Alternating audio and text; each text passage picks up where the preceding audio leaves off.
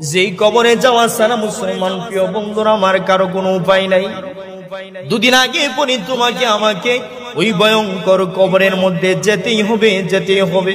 এই কবরের আযাব এত কঠিন, আল্লাহর নবীজি বলেন, আল কবরু রাউযাতুম মিন রিয়াজিল জান্নাহ আও হুফরাতুম মিন হুফারিন নার। এই কবরটা হয়তোবা তোমার জন্য জান্নাতের একটা বাগান হবে, জান্নাতের এরকম ভাবে একটা গার্ডেন হবে, বাগিচা হবে।